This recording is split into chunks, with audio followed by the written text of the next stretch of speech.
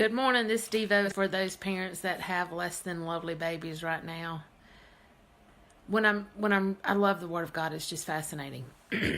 As I'm reading this morning about Esau, Jacob, and Isaac. Isaac the father really thought that he was blessing Esau, his son, his hairy son, his hunter son, his beastly son. But Jacob comes in, dressed like Esau, to receive the blessing. Now that Rebecca gets a hard rap for that, and Jacob gets a hard rap for that. But the truth is, when they were in the womb of the mom goes to inquire of the Lord why it is such. And the Lord explains that there are two nations in her womb, and the younger will be greater. So Rebecca was simply doing what God had already told her was to be. So Rebecca was setting it up so that Jacob could receive this blessing. Father Isaac really thought that he was blessing Esau, and that's what was puzzling to me. I've always thought, well, if the dad really thought he was blessing the oldest child, why didn't the blessing go with the oldest child?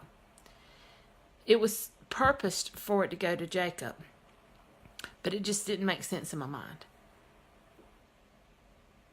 And the phenomenal thing about it this morning is that Dad had authority over these children, and he spoke life into Jacob.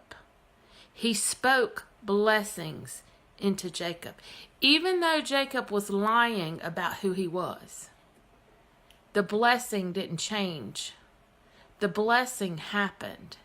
So my takeaway from that today is that regardless of how our children are behaving, regardless of how our children appear to us, how they look to us, how they smell to us, how they are right now in their present state, my blessing them has power and authority. Jesus instructs in Matthew, he says, bless those that curse you. Because God understands that our blessing breaks off all the curses of man.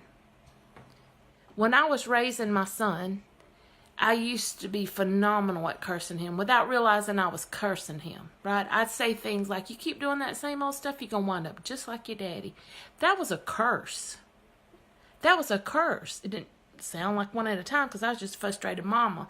But technically, by the law, by the Word of God, I cursed him. Now, blessing him is what I do. I bless him in the name of Yeshua. I bless him from the top of his head to the bottom of his feet. I bless his going. I bless his coming.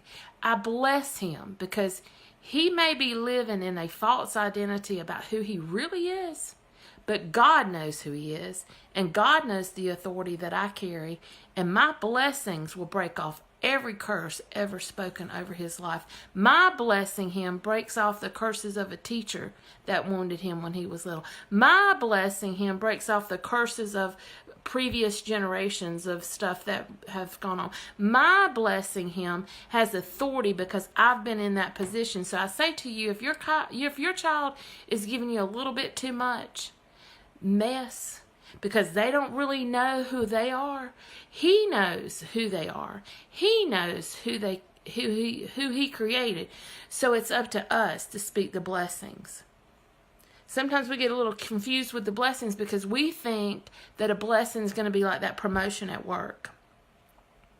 Not so with spiritual blessings, because the blessings that we speak over them free them.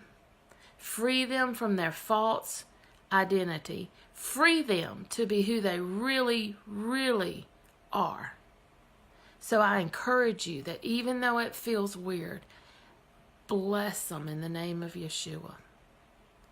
Bless them so that the curses can be broken through your blessings.